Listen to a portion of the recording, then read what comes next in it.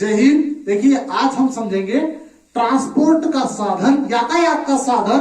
देखिए हम ट्रेन यानी पटरी से होकर भी जा सकते हैं, हाईवे रोड से यात्रा कर सकते हैं, हवाई जहाज एयर में, वायु में यात्रा कर सकते हैं, एयरलाइन। और लास्ट यात्रा का साधन चौथा है एक शिप, जहाज में, पानी में बैठ के यात्रा हम कर सकते हैं। लेकिन अभी तक वैज्ञानिकों ने देखा कि इन चार साधन में कहीं ना कहीं बाधा जरूर आई है। एयरप्लेन अगर उसके अंदर वो क्या बोलते हैं उसको क्रैश लैंडिंग कर गया तो यात्री में से एक भी नहीं बचेगा, सबका धुआं निकल जाएगा। ट्रेन में इलेक्ट्रिसिटी चाहिए, डीजल की भारी मात्रा, यानी कि ईंधन की खपत। हाईवे ब्लॉक हो जाना, समझ लो। हाईवे में देखा आपने कि हाईवे के अंदर कई सारे, मान लो कोई रोड टूट गया, ब्रिज टूट गई, ईंधन की खपत भी हो रही है, दुर्घटना एक्सीडेंट के खतरे हाईवे बने रहते हैं। और जल यात्रा में देखा कि अगर सुनामी आ गई तो जहाज तो उल्टा देगा, टाइटैनिक टूट गया। अब यात्रा का चौथा साधन गवर्नमेंट ला रही है। ऑलमोस्ट अभी क्या कहे कि यात्रा का साधन ही चार है, लेकिन इंडिया में उस टेक्नोलॉजी को लाया नहीं गया है, जिसके बारे में हम चर्चा करने जा रहे हैं। उसका नाम है हाइपरलूप टेक्नोलॉजी, वर्जिन हाइपरलूप। ये क्या होता है, सपोज करो बच्चे को आपने गेंद खेलते हुए देखा, गेंद को आप 90 mm के पाइप में इधर से फेंको तो गुड़गुड़ करती हुई कैसे निकलेगी उस साइड, है ना। तो इसमें एक कैप्सूल होता है जो पाइप के अंदर चलेगा। पाइप एक तरह का लूप है, गैप, वैक्यूम क्लियर पाइप के अंदर अगर कोई एक बुगी चलेगा, डब्बा चलेगा तो वो कितनी फास्ट चलेगा, चूंकि उसके अंदर से हवा निकाल ली जाएगी।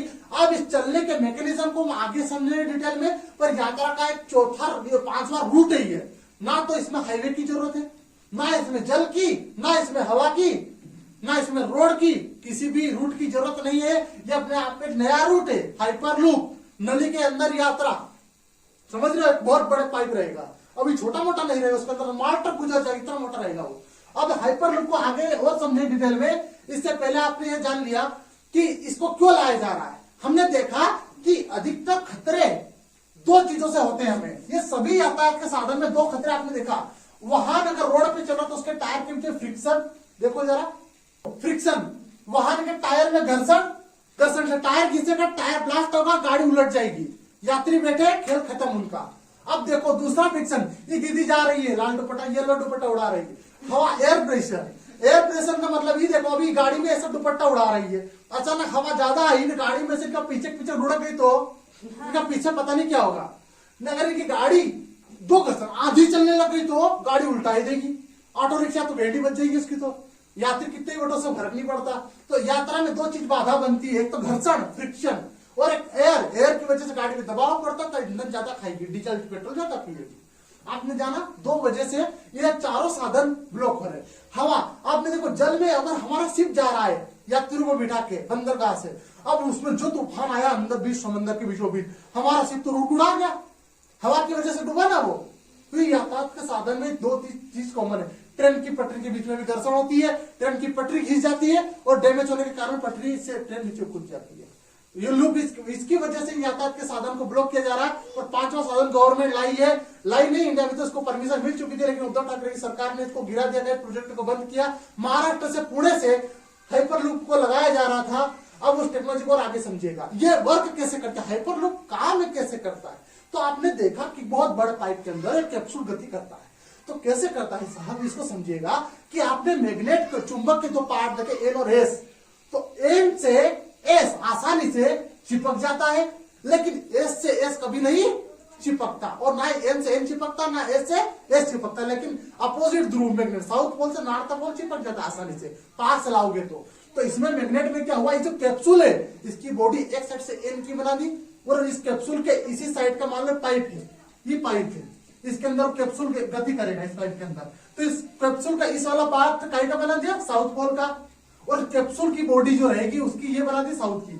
साउथ के पास में अगर तो धकेलेगा कि धकेलेगा, तो अब ये चुंबक इस चुंबक को धकेलेगी तो कैप्सूल इस पाइप के अंदर गति करेगा कि नहीं करेगा, करेगा ना। चुंबक विपरीत ध्रुव एक दूसरे को अपोजिट डायरेक्शन में धकेलता है, तो एस मिलेगा तो लूप आगे की ओर बढ़ेगा। अब इस चुंबक की वजह से घर्षण कब हुई कि नहीं हुई, पाइप के अंदर कैप्सूल गति करेगा तो उसकी घर्षण नाम चीज तो हट गई, घर्षण का खतरा कम हो गया, जिससे टायर फट रहे थे वाहनों के, घर्षण का खतरा लॉस, अब उस हानि को कम किया जाएगा इस टेक्नोलॉजी से। एक खतरे से वंचित हो गए।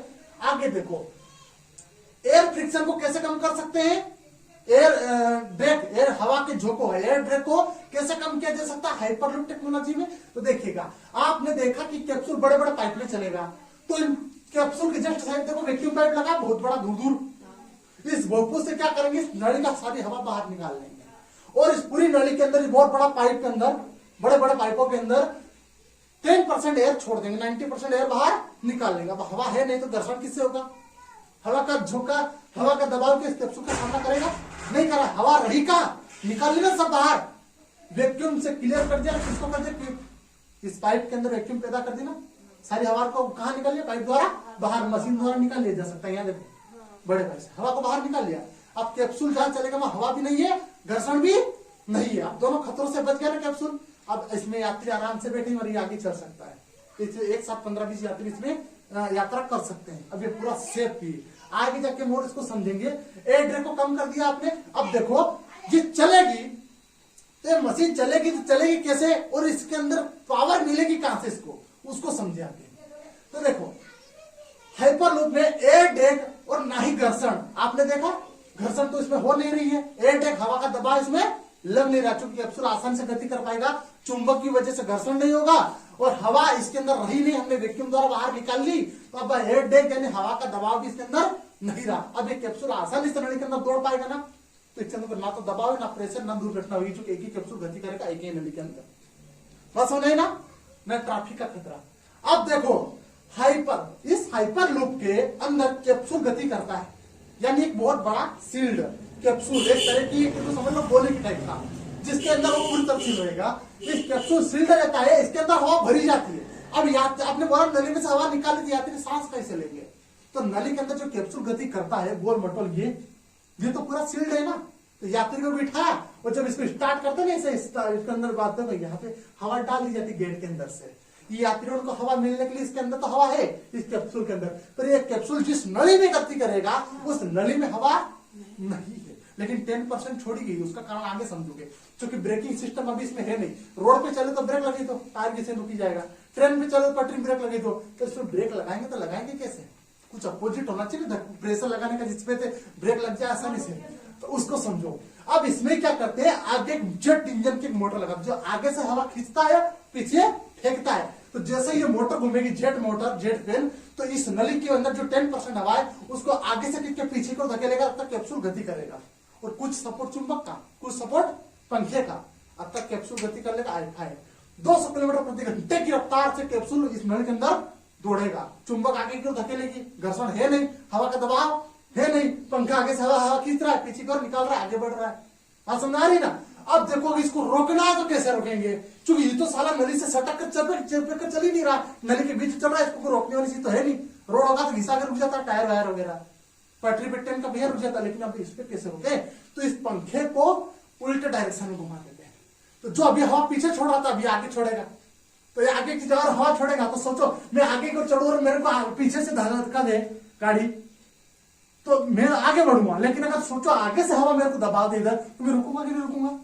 आंधी में आप चल के दिखाओ, जिधर से आंधी आ रही है उसमें चल के दिखाओ आप, आंधी आपको पीछे को धकेलेगी, तो इसलिए तो हवा आगे की ओर फेंकेगा, तो उल्टा घूमने लग गया, सीधा घूमेगा तो हवा पीछे की ओर आगे बढ़ेगा, उल्टा घूमे तो हवा उल्टी फेंकेगा, तब कैप्सूल तुरंत रुक जाएगा।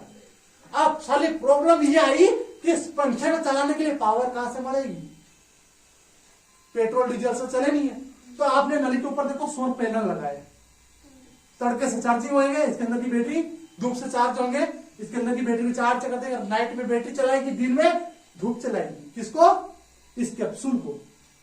एयर लूप, इसके वैक्यूम क्लियर द्वारा पाइप द्वारा एयर को हटा दिया गया, अतः कैप्सूल गति करेगा। हाइपर लूप के अंदर बहुत ज्यादा बोड़ा हाइपर लूप मतलब बहुत ज्यादा, लूप मतलब गैप के अंदर चलने वाला कैप्सूल, हाइपर लूप टेक्नोलॉजी, समझ रहे हो। अब इसके अंदर सोलर पैनल, तो इसको चार्ज करके पावर देंगे, जिससे जेट फैन चलेगा, पीछे की ओर चलेगा तो आगे की ओर बढ़ेगा, ये कैप्सूल उल्टा घूमेगा तो ब्रेक लग जाएगा, समझ रहे हो। और कुछ सपोर्ट इसको मैग्नेट से मिलती, जो मैंने समझाया आपको ना, तो साउथ के हिसाब से आगे की ओर समझो। इसके फायदे और लाभ देखो, एक सिक्के के दो पहलू, एक लाभ तो है, हानि भी तो हो सकती है। तो पहले लाभ जान लो, मौसम फर्क पड़ेगा इसको, नली के अंदर है, पानी आंधी से फर्क पड़े इसको नहीं, आंधी और पानी से इसको कोई फर्क नहीं पड़ेगा, तो मौसम का इस पर कोई इफेक्ट पड़ने वाला है नहीं, यात्री भी सुरक्षित, ये भी सुरक्षित, दुर्घटना इसमें होगी होगी नहीं। पर्यावरण संतुलन, पर्यावरण संतुलन कैसे? अब ये डीजल पेट्रोल से तो चलता नहीं, ऑयल वायल तो धुआं छोड़ेगा नहीं, तो क्या पर्यावरण को प्रदूषित किया?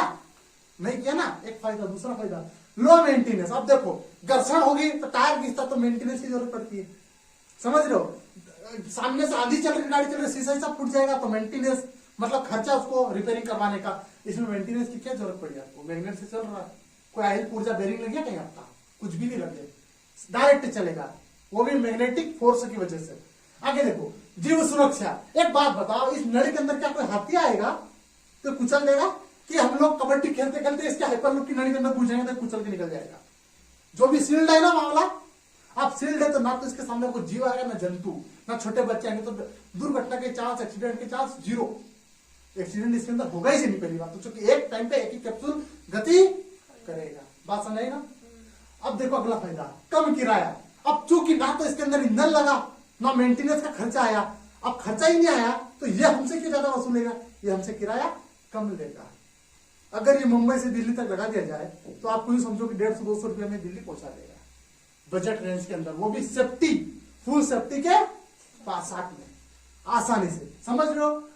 स्पीड देखो इसकी, जहां हमारी मोटरसाइकिल सब स्लो चलती है, बोला हाईवे पर हमारे पास 4 व्हीलर कितना बेस्ट वाले फॉर्च्यूनर ले लो आप, तो उसमें क्या है, स्पीड से क्या मतलब? रोड तो उसका आगे जाके ट्रैफिक तो जाम होना है ना, उसकी स्पीड रुकेगी रुकेगी रुकेगी, लेकिन इसके अंदर तो सामने कोई अवरोध बाधा आ ही नहीं रही है, तो ये तो लगातार एक स्पीड से दौड़ेगा ना, तो इसकी स्पीड रहेगी 1200 किलोमीटर प्रति घंटा। अब फायदे जान लिए, अब दूसरे पहलू जानो उसके हानियां। हानियां तो वैसे सभी में, पर इसकी कुछ विशेष देखी गई है। इन्वेस्टमेंट ज्यादा, ब्रिज, चूंकि ब्रिज से चलेगा, ब्रिज तो बनानी पड़ेगी, जमीन पे तो ले नहीं सकते इसको, टूट जाएगी, मोड़ दे नहीं सकते, इसलिए क्या करें, पेड़ों की कटाई ज्यादा होगी, क्योंकि इसके अंदर मोड़ नहीं दे सकते आप, सीधा ले जाना पड़ेगा, क्योंकि मकान जाएगा सब तोड़ो, पेड़ गया तोड़ो, जंगल में तोड़ो, सबको तोड़ते हुए निकलेगा, तो ये क्या करेगा, पेड़ों की कटाई भी करवाएगा, बिल्डिंग का नुकसान भी करवाएगा, और क्या करेगा, इन्वेस्टमेंट इसमें ज्यादा लगे, ज्यादा पैसा खर्च करना पड़ेगा हम लोगों को इसमें। लो प्रेशर बार बार इसमें से हवा निकालनी पड़ती है, प्रेशर मेंटेन करना पड़ेगा, नलिका अगर नहीं कर पाओ तो दौड़ नहीं पाएगा वो, समझ रहे हो? अगला गाठा देखो इसके अंदर, ब्रेकिंग। ब्रेकिंग का मतलब देखो, पंखा बाई चांस अगर घूमना बंद कर दिया उल्टा तो फिर क्या होगा? और पंखा उल्टा नहीं घुमा तो तुम तो गए नली तोड़ के बाहर, समझ रहे हो ना? पंखा उल्टा नहीं घुमा तो तुम्हारी बैंड बजना तय है ना, तुम्हारी की जो बेटे है उसकी, है ना, एक ही कैप्सूल से चल सकता है। अब इस नली के अंदर एक टाइम पे एक ही कैप्सूल दौड़ेगा, 2-3 एक साथ नहीं दौड़ा सकते रेल के डब्बे के अंदर, क्योंकि रेल खड़ा कर तुम टूट जाएंगे वो और बाहर चले जाएंगे। अब जाने वाला जा सकता है, आने वाला नहीं जा सकता, क्योंकि निकले कहां से हो, सामने से दाई जा रहा है ना, हवा को ठंडा है ना, एक ही कैप्सूल चल सकता है। भूकंप देखो, अगर भूकंप आया और एक ब्रिज का गुच्छा टूटा तो नली तो टूट गई आसमान में, और अचानक तो हाइपरलूप में फिर आपको एयरक्राफ्ट की यात्रा कराएगी, तो अंतरिक्ष में ले जाएगी। अच्छा, बचने का चांस इसमें देखो, हवाई जहाज से तो क्या, हवाई जहाज में क्रैश लैंडिंग अगर होती है तो एक भी यात्री नहीं बचेगा, पायलट सभी सब डेड। इस पे है ना चांस तो रहता है, फिर 70% चांस है यात्री को बचने का। पूछो क्यों? क्योंकि क्रैश लैंडिंग, ये मान लो क्रैश कर गया, ये नली से टूट के बाहर आ गया, तो पड़ेगा तो जमीन पे ही ना, चल भी जमीन पे रहा है, अब ब्रिज इतना ऊंचा से पड़ेगा तो क्या लगेगा? वैसे कैप्सूल के अंदर 2-3 माथे में चोट पड़ जाए, रो लेंगे, क्या करेंगे, बच जाएंगे, ज्यादा नुकसान होना नहीं है, समझ, जान मान का खतरा तो कम ही होना है। तो ये है हाइपरलूप टेक्नोलॉजी, उम्मीद आपको समझ में आया होगा। आगे देखो, इसका कॉन्सेप्ट हमारे एलन मस्क ने दिया। 200 साल पहले ब्रिटेन ने इस हाइपरलूप को वैसे चला लिया था, खोज लिया था, पर चूंकि वे वैक्यूम को मेंटेन नहीं कर पाए थे, हवा को, अब तो उनका हाइपरलूप चल नहीं पाया बापड़ों का, थोड़ा चालन फुसुक हो गया, तो इसने एलन मस्क को बहुत माइंडेड आदमी है, संसार का नंबर 1 करोड़पति बिलियनर कह नहीं सकता, इतने प्रॉपर्टी इसके पास थी, और अब सेकंड नंबर पर आ गया है। इसकी 1.5 अकड़ के चक्कर में ट्विटर की चिड़िया ने इसको बावड़ा कर दिया है, ट्विटर खरीदने गया था ये, पर अभी ये बहुत माइंडेड बंदा है, टेस्ला कार कंपनी का मालिक है। इसको अगले बारे में टेस्ला कार की योजना को समझाऊंगा। इनकी ट्विटर एक एप्लीकेशन है, उसको खरीदने गया और अपने नंबर 1 विश्व का पूरे संसार में टॉप पे आता था, 1 नंबर पे अमीरी में, अब सेकंड पे आ गया है, और थर्ड पे हमारा अडानी जी है। तो इन्होंने क्या कि इनकी 1.5 अकड़ खाली ट्विटर में गई, बाकी ये बहुत माइंडेड आदमी है, बहुत लमसम पार्टी है। इन टेस्ला कार कंपनी के मालिक है और चार्जिंग से चलने वाली गाड़ियों के मालिक है, उनकी कंपनी के, समझ। अब इन्होंने इस कॉन्सेप्ट को डिटेल में दिया और अमेरिका में इनको इन्होंने लॉन्च भी करवा दिया, और सऊदी अरब में भी नया पोर्ट चल रहा है, उसका इंटीरियर लुक बताऊंगा आपको। पर इन्होंने क्या किया, बताया कि अगर वैक्यूम को मेंटेन किया जाए तो ढंग से मेंटेन करके हम हाइपरलूप टेक्नोलॉजी को किसी भी देश से या अन्य कंट्री में चला सकते हैं। बस आपके देश की कंट्री को इसमें भारी इन्वेस्टमेंट करना होगा। एक बार होगा तो आजीवन सुख हो जाएगा आपको। हमारे एलन मस्क ने समझाया, चूंकि ग्रीन फील्ड मतलब पर्यावरण को नुकसान न देने वाले यातायात के साधन की फील्ड में इनका नाम ऊंचा है। क्योंकि आज तक डीजल पेट्रोल से छोड़कर सारी टेक्नोलॉजी इनके पास आई है। जैसे कि इलेक्ट्रॉनिक वाहन चलते, करंट चलेगा, धुआं करेंगे तो वो भी पर्यावरण प्रदूषित नहीं करते। अब हाइपरलूप भी क्या पर्यावरण प्रदूषित कर रहा है? नहीं है ना। तो ग्रीन फील्ड अभी कही नहीं हो तो उन्होंने पेश किया हाइपरलूप, देखो अमेरिका ने पेश किया, समझ रहे हो। तो ग्रीन फील्ड में इनका नाम ऊंचा है, एलन मस्क का भाई साहब है। ये दुबई में और अपने सऊदी अरब में जो अभी लॉन्च की गई टेक्नोलॉजी हाइपरलूप की, वहां के हाइपरलूप का इंटीरियर टेक्नोलॉजी का ये फोटो है। क्योंकि वे लोग इन्वेस्ट करने में 2 कदम पीछे नहीं रखते, आगे बढ़ते हैं। और हमारे इंडिया में गवर्नमेंट डर जल्दी जाती थोड़ी। सर ऐसा बना के भी देंगे तो बोल 150 रुपए में। वही बात है। तो ये क्या भारी इन्वेस्टमेंट उन्होंने कर दिया, अपन ने नहीं किया। तो हमारे इधर महाराष्ट्र में आई थी, पुणे से महाराष्ट्र का हाइपरलूप बनाने का आवेदन पास हो गया था, पर गवर्नमेंट चेंज हुई, उद्धव ठाकरे गवर्नमेंट आई और उन्होंने इस प्रोजेक्ट को रोक दिया। क्या? क्योंकि भारी इन्वेस्टमेंट है और हमारे इंडिया में आबादी ज्यादा है, तो लोगों का भी जान मान का खतरा, और बीच में सड़क नगर आएंगे तो किस से लड़ेगा हम। तो उन्होंने प्रोजेक्ट को अभी ड्रॉप आउट किया है। देखा जाएगा तो गवर्नमेंट के पास बजट बनेगा तो कभी भी टेक्नोलॉजी को लॉन्च कर सकती है। ठीक है सर, ये ऐसे दिख रहे हैं, इसमें कांच है क्या? कांच है, सब यात्री बैठने के आर पार। और इसकी डिजाइन देखो, इसमें ऐसी कॉम्बिनेशन रहेगा, इसके अंदर हवा रहेगी, बिल्कुल सुरक्षित है, ऐसा थोड़ी तकलीफ देगा आपको। और बजट रेंज के अंदर आपको संसार की बेस्ट टेक्नोलॉजी का, आधुनिक युग की टेक्नोलॉजी है, बेस्ट। समझ रहे हो। तो ये था हाइपरलूप। उम्मीद है आपको इसके सारे कॉन्सेप्ट क्लियर हो गए। कोई डाउट है तो पूछो।